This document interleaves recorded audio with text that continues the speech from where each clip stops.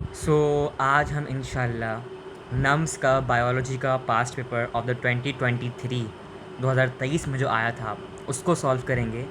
इसको सॉल्व करने का मकसद ये है कि हमारा तमाम बायोलॉजी का पोर्शन जो है रिवाइज हो जाएगा, क्योंकि हमारे पास इतना टाइम नहीं है जो कि हमने अभी एक महीने में बायोलॉजी पढ़ी पूरी एक डेढ़ महीने में उसको हम रिवाइज़ करने बैठे दोबारा।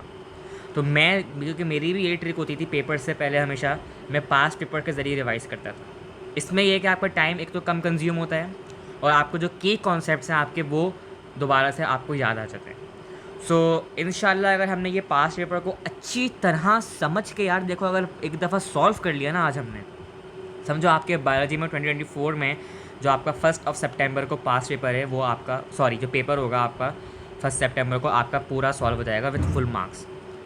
आई होप इसमें हम 150 में से 150 नंबर्स ला सकते हैं पूरे, क्योंकि as compare to the AQUB examination जो हमने दिए उससे तो बहुत ही मतलब हलवा किस्म का पेपर है नम्स का। तो और PMDC से भी बहुत ही आसान होता है इसका पेपर, बहुत ही आसान होता है नम्स का पास पेपर। तो इसको सॉल्व करते हैं, क्योंकि जितने MCQs होंगे उन सबको सॉल्व करेंगे इंशाल्लाह, हम इसकी अंदर डेप्थ में जाएंगे। तो स्टार्ट करते हैं विद आवर फर्स्ट क्वेश्चन।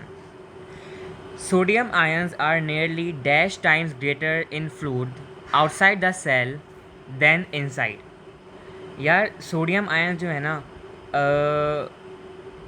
कितने टाइम्स ग्रेटर होते हैं आउटसाइड के सेल के अंदर as compare to the inside, जब आपका काउंटर करंट बैलेंस होता है कि ATP पंप की मदद से एक बाहर जा रहा होता है, दो और तीन बाहर जा रहे होते हैं और दो पोटेशियम आयन्स आपके अंदर आ रहे होते हैं। सो ये जो है इसमें आपका आंसर होगा correct, that is the 10 times जो है वो नियरली टाइम्स ग्रेटर होते हैं fluid outside the cell inside से। तो ये याद कर लो, मतलब याद नहीं कर लो, समझ लो, इससे रिलेटेड कुछ और भी MCQ आ सकता है। Which hormone induces labour pains. अगर हम देखें पॉजिटिव फीडबैक मैकेनिज्म में हमने पढ़ा था और हार्मोनल कंट्रोल में भी हमने पढ़ा था कि कौन सा हार्मोन जो है आपके लेबर पेन्स के लिए या यूटेरिन कॉन्ट्रैक्शन के लिए फीमेल्स के अंदर काम आता है, that is not only any one, that is the oxytocin. Oxytocin का काम है ये, और इट इज़ रिलीज फ्रॉम, कहाँ से निकलता है ये, पोस्टीरियर पिट्यूटरी ग्लैंड से। ऑक्सीटोसिन और ADH इन दोनों का पोस्टीरियर पिट्यूटरी ग्लैंड से निकलने का काम है। Hormone secreted in bulk large quantity due to decrease water content of blood is. यार जब भी वाटर कंटेंट का मतलब आए, या डिक्रीज़ हो या इंक्रीज़ हो या कांस्टेंट हो या कुछ भी हो, वाटर की रीअब्जॉर्प्शन से हमेशा एक हार्मोन आता है, that is anti diuretic hormone ADH, और it is also known as the vasopressin. It is also release from the posterior pituitary gland. ठीक है, सो अच्छा है, ज़रा हमें एक्सप्लेनेशन के साथ आंसर जो हैं पता चल रहे हैं। ठीक है, अच्छा जनाब, ये हमारा हो गया 43 एम्स, मतलब बायोलॉजी के पार्ट का। ठीक है, यहाँ पे ये ब्लर हुआ हुआ है मुझे, मेरे ख्याल से इसका मैंने जब रिव्यू किया था तो यहाँ पे था साइट ऑफ प्रोडक्शन। हाँ, site of production of neurotransmitter is, देखो यहाँ पे जो कहा जा रहा है ना कि जहाँ से न्यूरोट्रांसमीटर निकलते हैं, कौन सी साइट से निकलते हैं। देखो वैसे तो साइनेप्टिक वेसिकल से निकलते हैं, ठीक है, मगर यहाँ से पूछा जा रहा है कि ऐसी कौन सी जगह है जिसमें साइनेप्टिक वेसिकल्स अंदर होते हैं और वहाँ से फिर न्यूरोट्रांसमीटर्स निकलते हैं। क्या डेंड्राइड? नहीं भाई, डेंड्राइड कहाँ से आ गया। साइनेप्टिक क्लैश में तो कैल्शियम आयंस होते हैं, नहीं हो सकता। प्री साइनेप्टिक न्यूरॉन और पोस्ट साइनेप्टिक न्यूरॉन, यार पोस्ट साइनेप्टिक न्यूरॉन में तो आपके न्यूरोट्रांसमीटर्स जाएंगे, मगर रिलीज कहाँ से होंगे? प्री साइनेप्टिक न्यूरॉन से। So we have a correct option, that is the pre synaptic neuron. तो वहाँ से साइट और प्रोडक्शन होती है न्यूरोट्रांसमीटर्स की। ठीक है, अच्छा, एंडोरफिन्स आर प्रोड्यूस्ड इन, देखो एंडोरफिन्स का जो मतलब है ना वो ये है कि हम एड्रीनल ग्लैंड के जितने भी हार्मोन्स हैं वो पढ़ चुके हैं। एड्रीनल ग्लैंड के हमें सारे हार्मोन्स का नाम पता है, उसमें हमने एंडोरफिन्स तो नहीं पढ़ा, तो ये निकल गया। स्टमक में तो बहुत सारे हैं, पेप्स आपके जो हैं पेप्सिनोजिन है, मतलब वो सब स्टमक में कभी नहीं आएगा एंडोरफिन्स, क्योंकि ये स्टमक का फंक्शन ही नहीं है, हम इसमें पढ़ चुके हैं न्यूट्रिशन में। थाइमस ग्लैंड तो आपका लिम्फोसाइट्स वगैरह के नहीं होता है, और thyroid stimulating hormone threonine, iodine 3, उन सब के नहीं है। तो हमारे पास एक ही ऑप्शन बचा, that is the brain. So endorphins जो है हमेशा ब्रेन के अंदर प्रोड्यूस होते हैं, और वैसे भी मोस्ट कॉमनली हार्मोन्स सारे ब्रेन के ही होते हैं। तो इतना डिटेल में नहीं पूछेंगे, सिर्फ ये बहुत कॉमन सा है कि एंडोर्फिन्स का बच्चे देख के बता देंगे भाई हमेशा ब्रेन से निकलते हैं, तो हम ब्रेन टिक कर देंगे। कुछ तुक्के भी चल जाते हैं भाई, कुछ तुक्के भी चल जाते हैं, कुछ नहीं आता तो आप तुक्के भी मार सकते हो, और तुक्के भी आप पे कभी कभार सही हो जाते हैं। ये तो मेरा एक्सपीरियंस है बहुत अच्छा। आगे बढ़ते हैं। The hormone responsible for the production of sperm cells and male secondary sexual characteristics. यार इतना आसान क्वेश्चन अगर मुझे मिल जाए ना तो मैं तो पूरे नंबर ले आऊँगा। कि ऑब्वियस है कौन सा है भाई, टेस्टोस्टेरोन हम पढ़ चुके हैं, testosterone is the correct answer. इसके मैंने पूरा फंक्शन बताया था, ये दोनों फंक्शंस मैंने हाईलाइट किए थे जब मैंने रिप्रोडक्शन पढ़ाया था। Leydig cells are responsible for, अच्छा यार ये देखो मैं बताता हूँ, पहले मैं इसका आंसर नहीं बताऊँगा, पहले मैं इसकी कुछ चीज़ें बताऊँगा। ये लेडिक सेल ऐसा है जो हमने नहीं पढ़ा और ये बुक में भी काफ़ी नहीं होता। फॉलिकल स्टिमुलेटिंग हार्मोन के प्रोडक्शन के लिए तो हमें नहीं, कभी भी नहीं होता, हम पढ़ चुके हैं मेंस्ट्रुअल साइकिल में। एफएसएच के लिए नहीं होता। स्पर्म प्रोडक्शन के लिए हमेशा टेस्टोस्टेरोन्स होते हैं। टेस्टोस्टेरोन इनहिबिशन के लिए जो है आपके अदर हार्मोन्स होते हैं, मगर टेस्टोस्टेरोन को प्रोड्यूस जो करता है वो हमेशा लेडिक सेल्स होते हैं। तो इसका आंसर होगा A. So A is the correct answer. Leydig cells are responsible for the testosterone production.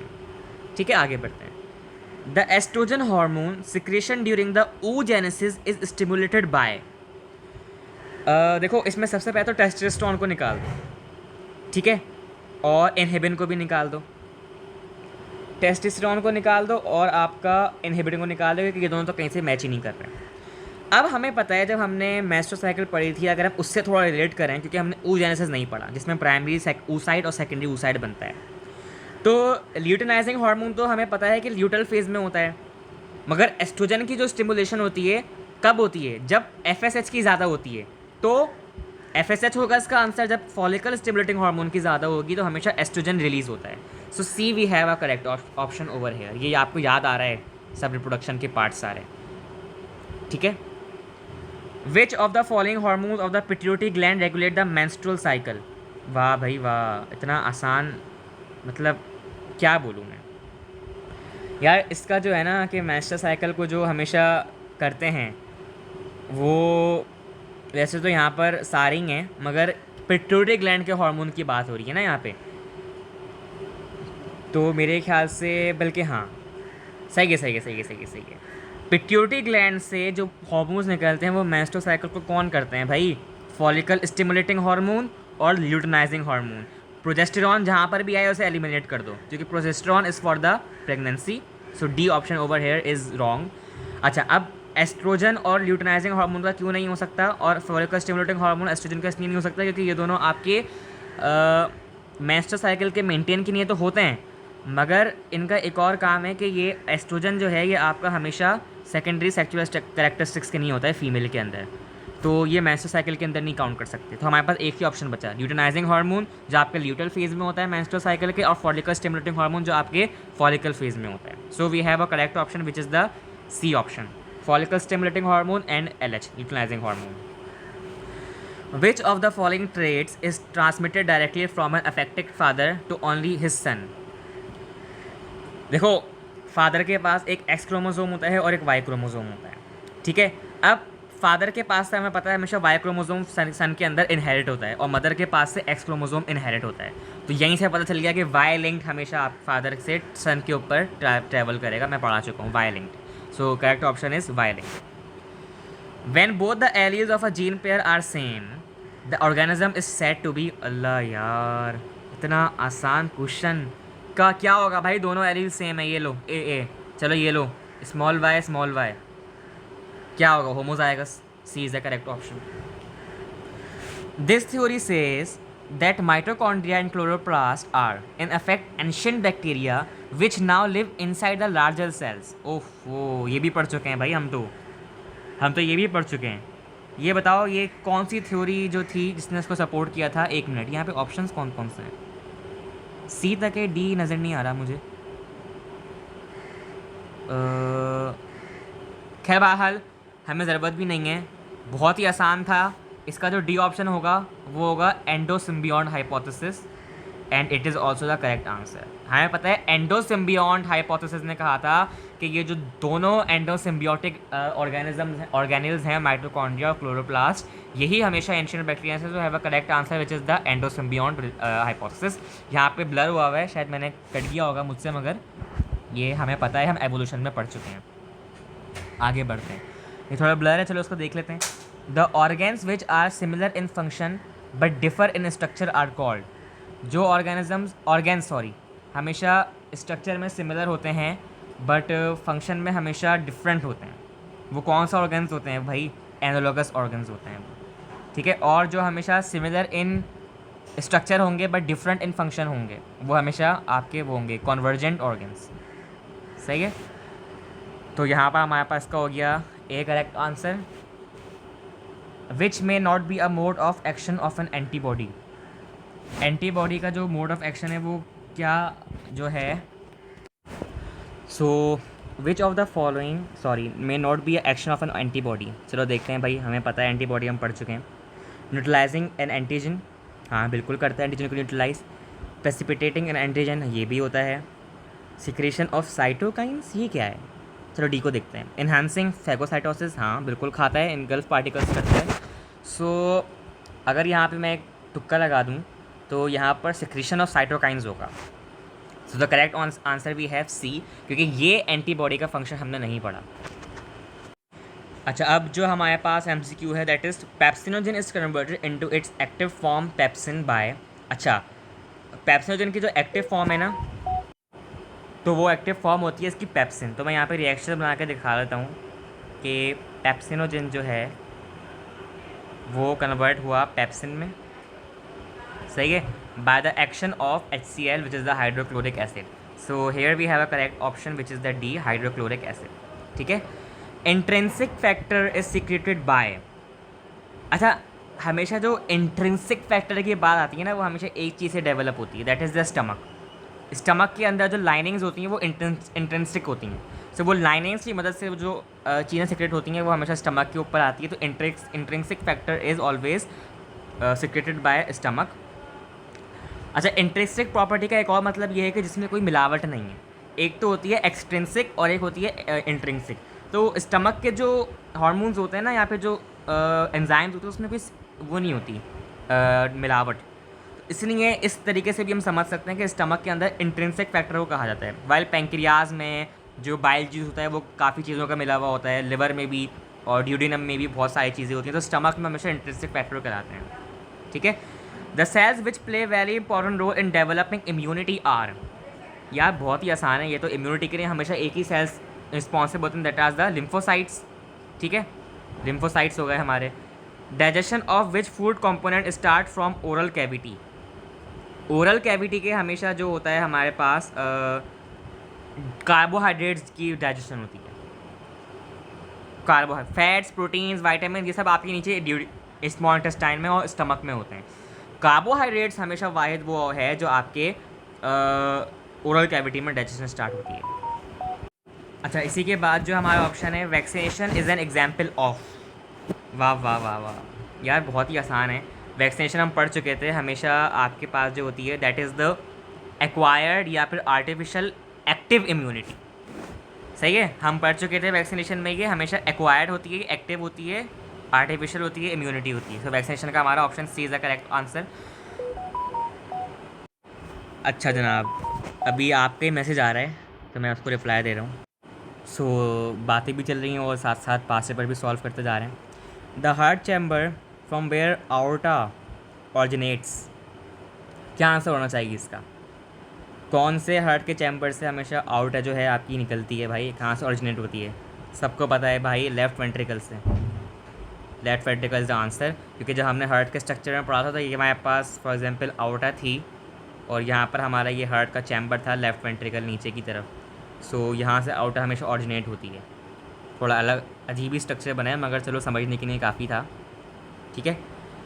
Pubic symphysis and other intervertebral disc are the example of. देखो, प्यूबिक सिम्फाइसिस जो हमारी इलियम, इशियम और pelvic की होती है और intervertebral disc होती हैं, ये हमेशा हमारे पास सिर्फ एक चीज़ की होती हैं, कार्टिलेजिनस जॉइंट्स की। ग्लाइडिंग जॉइंट्स तो कभी भी नहीं हो सकता। साइनोवियल जॉइंट्स तो हमारे पैटेला में होता है, फिब्रुलस जॉइंट्स भी नहीं हो सकता। तो क्योंकि इंटरवर्टिब्रल डिस्क ना, वर्टिब्रेट्स आपकी कैसी नेचर में होती हैं भाई, कार्टिलेजिनस इन नेचर होती है ना वर्टिब्रीज, कार्टिलेज, कार्टिनेजिलस, क्या लिख दिया मैंने ये, खैर बहरहाल कार्टिलेजिनस इन नेचर होती है ना वर्टिब्रेट्स तो हमेशा आपके। और प्यूबिक सिम्फाइसिस जो आपकी जॉइंट होता है वो भी कार्टिलेज होता है, तो हमेशा इसका ऑप्शन होगा सी। आगे बढ़ते हैं। अच्छा जनाब, cartilage is more difficult to heal than bone because cartilage lacks vascular supply, बिल्कुल ठीक है। Lacks mineral deposit in matrix, नहीं होते हैं इसके पास collagen. Has less number of cells deep down, lacks protein in matrix, A होगा इसका करेक्ट आंसर, क्योंकि इसके पास हमेशा ब्लड वेजल्स नहीं होती। मैंने बताया था ये बात कार्टिलेज के बारे में, तो इसलिए हमेशा कम तौर पर ये हील होती हैं एज़ कम्पेयर टू बोन, जो कि बोन्स के अंदर जो फेजेस होते हैं हेमाटोमा फॉर्मेशन, वो बिकॉज ऑफ द बोन की ब्लड सप्लाई की वजह से होते हैं। Which feature is absent from cardiac muscles, intercalated disc होती हैं, मल्टी न्यूक्लिएटेड सेल जो हैं इसके पास बिल्कुल नहीं होते, नहीं होते। लाइट एंड डार्क बैंड्स भी होते हैं, कॉन्ट्रैक्टाइल सार्कोमीज, तो इसका ऑप्शन होगा हमारे पास B is the correct answer. So means हमारे पास का जो बी है ये हमेशा करेक्ट आंसर है इसका। कहाँ गया, हाँ, तो कार्डियक मसल्स के पास जो है मल्टी न्यूक्लिएटेड सेल्स नहीं होते, सिंगल न्यूक्लिएट होते हैं। स्केलेटल मसल्स में हमारे पास मल्टी न्यूक्लिएट होते हैं। Sarcoplasmic reticulum of muscle fibres is mainly responsible for, चना आसान, सार्कोप्लाज्मिक रेटिकुलम के पास हमेशा कैल्शियम आयन स्टोर होते हैं, so A is the correct answer. The junction between two neurons is, अल्लाह माफ़ करे यार, क्या कहलाती है junction between two neurons, synapse होती है ना। Which hormone is chemically a steroid, cortisone, cortisone steroid है, कॉर्टिकोस्टीरॉइड हार्मोन याद आया। Under activity of parathyroid glands cause is a drop in blood of, parathyroid gland के जो अंडर एक्टिविटी होती है यानी कि हाइपोसिक्रीशन, सो वो किसकी ड्रॉप होती है, हमने पढ़ा था कैल्शियम आयंस की, D is the correct answer. Which of the following protein establishes the matrix of bone and cartilage, collagen, collagen होता है जो उनके मैट्रिक्स के अंदर जो है फिट होता है। Non comparative inhibitors react with enzyme at, कौन सी साइट पे रिएक्ट करते हैं, active site other than active site, other than active site is known as allosteric site, मैं बता चुका हूँ पहले। और जो कंपैरेटिव होते हैं वो एक्टिव साइट पे जाके बाउंड करते हैं, वो रिजिड स्ट्रक्चर को बना देते हैं और उसको ज़्यादा हम दोबारा उसको इनहिबिट नहीं कर सकते। Most enzyme work at the best at the following temperature, बहुत ही आसान है, तो 10 दफ़ा पूछा जाता है भाई 40 डिग्री सेल्सियस जो एंजाइम्स का ऑप्टिमम टेम्परेचर होता है, उससे ज़्यादा वैसे तो 37 होना चाहिए यहाँ पर लिखा हुआ, मगर चलो 40 का करेक्ट आंसर है। In term of enzymatic action maximum temperature refers to a temperature at which, maximum temperature ऐसा टेम्परेचर जिस पर जो एंजाइम है वो क्या होता है, एंजाइम हमेशा डी नेचर होना शुरू हो जाता है। मैक्सिमम टेम्परेचर हम देंगे तो एंजाइम का ग्लोबुलर स्ट्रक्चर डिस्ट्रॉय होगा, तो एंजाइम क्या हो जाएगा, डी नेचर, हम पढ़ चुके हैं, so A is the correct answer. आगे बढ़ते हैं। इस एमसीक्यू को मैं पढ़ देता हूँ, मुझे शायद कुछ याद है थोड़ा सा ही है, क्योंकि एक मिनट, हाँ। Dash reduces the enzyme productivity by blocking the substrate entering into the active site due to smaller shape, sorry smaller नहीं होगा, सिमिलर शेप होगा, मैं स्मॉलर पढ़ दिया मैंने। सिमिलर शेप का भाई कौन सा एंजाइम वो होता है, हमेशा कंपैरेटिव इनहिबिटर होता है ना, तो बस कंपैरेटिव इनहिबिटर का करेक्ट आंसर, जो उसके सिमिलर शेप पे जाके एक्टिव साइट पे जाके अटैच होता है, A is the correct answer. When light falls on photo system 700 which event is likely to occur, it induces photolysis, gains hydrogen, accept hydro electrons और it is oxidise. देखो जब भी photo system 700 की आपके पास जो light आती है ना, तो हमेशा एक रिएक्शन टेक प्लेस करता है। P60 में तो P680 में तो आपका फोटोलाइसिस हो गया, मगर P700 में हमेशा ऑक्सीडाइज होगा, याद रखो ये बात। फोटो सिस्टम 700 में हमेशा ऑक्सीडाइज का प्रोसेस स्टार्ट होता है। Which of the following molecules are release after completion of light reaction and then utilise in the dark reaction of photosynthesis, बहुत ही आसान है यार, ATP और NADPH आपके होते हैं हमेशा रिलीज, जो कि आपके डार्क रिएक्शन में कैल्विन साइकिल में यूटिलाइज होते हैं, ठीक है। Which are the end products of light reaction of photosynthesis, light reaction of photosynthesis के हमेशा जो हैं एंड प्रोडक्ट्स क्या होते हैं, फिर वो ये बात आ गई अभी ऊपर वाली, एटीपी और एडीपीएच, एक ही आंसर होगा इसका। Synthesis of ATP during photosynthesis take place at the region, ATP की सिंथेसिस यानी कि यहाँ पे क्योंकि लाइट रिएक्शन की बात हो रही है ना, तो लाइट रिएक्शन हमेशा कहाँ पर होते हैं, थाइलाकॉइड्स में होते हैं ना भाई, थाइलाकॉइड्स में, ठीक है। The complete mature and infectious virus particle is known as, कौन सा होता है भाई वो, विरियन, हम पढ़ चुके हैं, सही है, विरियन होता है, हम बता चुका था मैं। ऑल वायरसेस आर, वायरसेस जो हैं हमेशा कैसे होते हैं, अभी हमेशा होस्ट की बॉडी के अंदर रहते हैं ना, तो कैसे होंगे, पैरासाइट्स होंगे। Dash increase the pathogenicity of the bacteria, क्या इंक्रीज करती है बैक्टीरिया की pathogenicity, slime is the structure जो कि बैक्टीरिया की पैथोजेनेसिटी को बढ़ाता है। तो याद रखो स्लाइम हमेशा ये काम करता है कि बैक्टीरिया की इन्फेक्शियस नेचर को और बढ़ाता है। The smallest known bacteria belong to the group, genus, sorry मैंने ग्रुप बोल दिया, जीनस।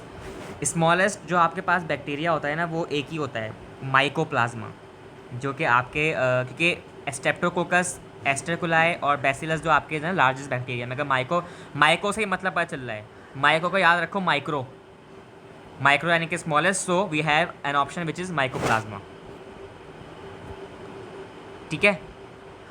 अच्छा, इसके बाद है आपके पास mesenteric veins drain blood from, ये मेजेंटेरिक है, मैं यहाँ लिख देता हूँ उसको पूरा, एक मिनट। मेजेंटेरिक की जो वेन्स होती हैं वो कहाँ से ड्रेन्स द ब्लड फ्रॉम, कहाँ से ब्लड को ड्रेन करती हैं, इसका ऑप्शन होगा लार्ज इंटेस्टाइन। लार्ज इंटेस्टाइन में हमारे पास कुछ वेन्स होती हैं, हम कहते हैं मेजेंटेरिक, जो कि ब्लड को ड्रेन करती हैं, ठीक है। सो ये चीज़ याद कर लो, इसका ऑप्शन होगा B. Secondary cell wall in plants is present, secondary cell wall plants के अंदर कहाँ प्रेजेंट होती है, बहुत ही आसान है, between primary cell wall and plasma membrane, जब भी तो आपकी बार्क डेवलप होती है between the primary cell wall और प्लाज्मा मेम्ब्रेन के दरमियान जो होती है सेकेंडरी सेल वॉल। भाई आसान है ना, बहुत ही आसान है, एक प्राइमरी सेल वॉल है और ये एक प्लाज्मा मेम्ब्रेन है, सॉरी पहली वाली आपकी प्लाज्मा मेम्ब्रेन है और दूसरी वाली प्राइमरी है, तो यहाँ पे आपकी सेकेंडरी सेल वॉल डेवलप होगी between primary and plasma membrane. What distinguishes prokaryote cell from fungal cell wall, fungus की जो सेल वॉल होती है वो हमेशा काइटिन की बनी होती है, ठीक है, और प्रोकैरियोट की हमेशा सेलुलोज से बनी होती है, और मगर ज़रूरी नहीं, अच्छा एक मिनट, प्रोकैरियोट सही, यूकैरियोट की बात नहीं हो रही है यहाँ पे, सही है, सही, गलत बोला था मैंने। प्रोकैरियोट की जो सेल वॉल होती है वो पेप्टिडोग्लाइकॉन की बनी होती है, याद है ग्राम स्टेनिंग बैक्टीरिया और ग्राम नेगेटिव बैक्टीरिया, तो उसमें हमने पढ़ा था कि पेप्टिडोग्लाइकॉन जो होता है वो प्रोकैरियोटिक सेल वॉल के पास होता है, फंगल सेल वॉल के अंदर हमेशा काइटिन होता है, so B is the correct answer. Eukaryote होता है ना तो हम सेलुलोज करते हैं, यूकैरियोट जो प्लांट हमारे पास है उनके सेलुलोज से बना होता है, तो उसका आंसर फिर ए होता।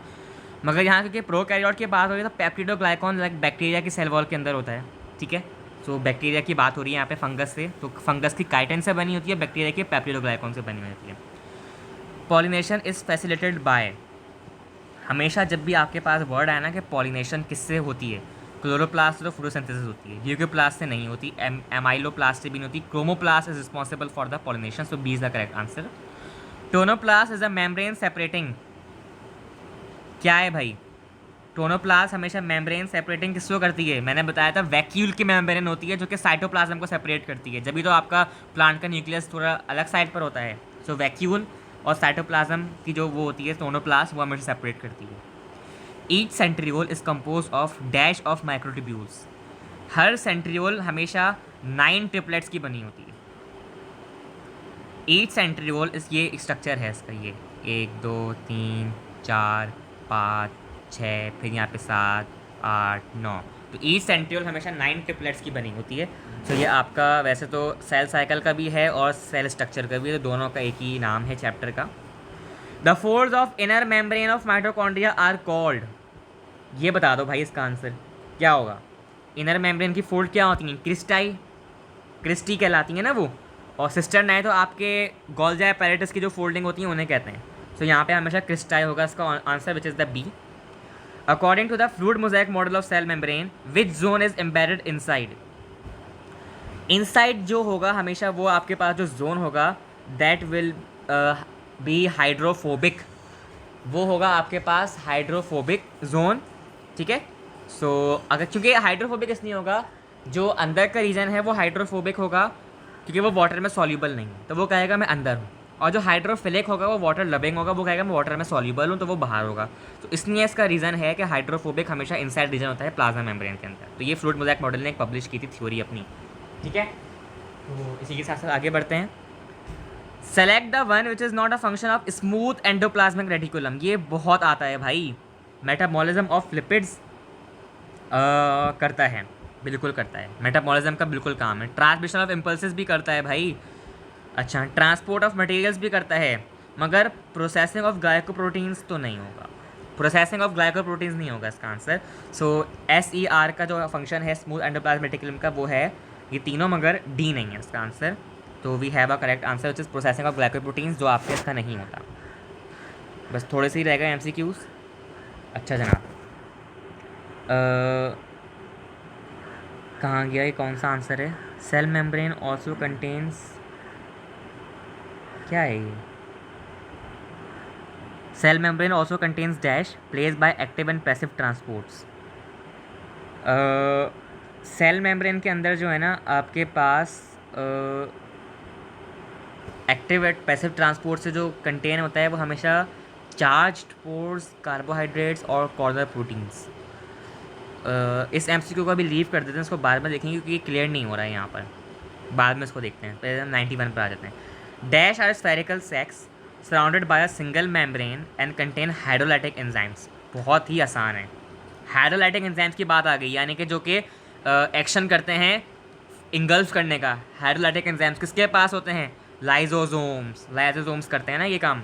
सी हो गया। Most abundant organic compound in mammalian cell are. कौन सा है मेमेलियन सेल के अंदर most abundant organic compound? Organic compound की बात हो रही है।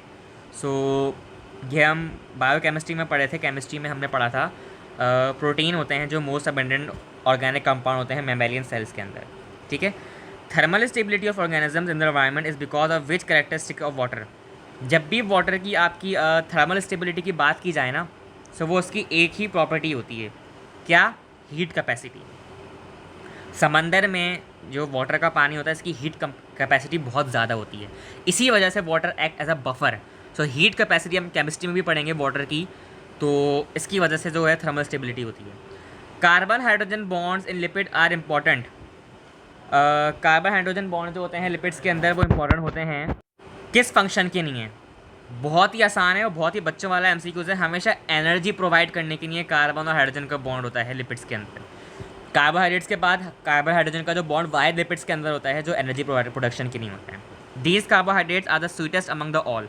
स्वीटेस्ट, और अगर मैं होता तो यहाँ पे लिखता सॉल्यूबल। स्वीटेस्ट और सॉल्यूबल एक ही कार्बोहाइड्रेट है, मोनोसेक्राइड्स। तो here we have completed our all the MCQs, ठीक है। सो ये जो वाला हमारा लीव किया हुआ ऑप्शन है इसको जो अगर मैं होता तो टिक करता place by active and passive transport. यार अगर यहाँ पे चार्ज प्रोटीन्स होता ना मैं करता इसका ऑप्शन, मगर यहाँ पे इसको C इसको तुक्का मार लेते हैं। C ऑप्शन करेक्ट कर दो और कार्बोहाइड्रेट्स को भी करेक्ट इनकरेक्ट कर दो।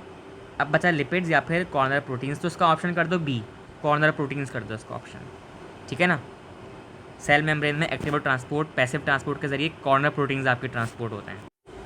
इसका बिल्कुल यही होगा, मगर इन्होंने गलत लिखा है, कॉर्नर प्रोटीन्स नहीं होगा, इसका कैरियर प्रोटीन्स होगा। कि कैरियर प्रोटीन्स जो होते हैं, मुझे समझ आ गई ये बात, बिल्कुल समझ आ गई। ये थोड़ा MCQ में नहीं मुश्किल हुआ था, मगर मैं समझ गया इसको। भाई ये कह रहे हैं कि एक्टिव और पैसिव ट्रांसपोर्ट के अंदर जो फैसिलिटेटेड डिफ्यूजन होती है वो किसकी मदद से होती है, हम पढ़ चुके हैं, कैरियर प्रोटीन्स की मदद से। तो यहाँ पे कॉर्नर लिखा है, इसका कैरियर होना चाहिए, मगर चलो B is the correct answer. तो यहाँ पर हमने सारे MCQs अपने नम्स के सॉल्व किए पास पेपर के, और यहाँ पर हमारा बायोलॉजी का पार्ट कंप्लीट हुआ। अब हम इंशाल्लाह फिजिक्स के ऊपर पढ़ेंगे और फिर उसके पास पेपर सॉल्व करेंगे और केमिस्ट्री के, और फिर 1 सितंबर को इंशाल्लाह नम्स के लिए आप बैठ जाओगे और आप इंशाल्लाह इसको बहुत अच्छी तरह कर सकोगे। तो बहुत ही आसान MCQ थे यार, बच्चों वाले MCQ थे ये बायोलॉजी के। तो बस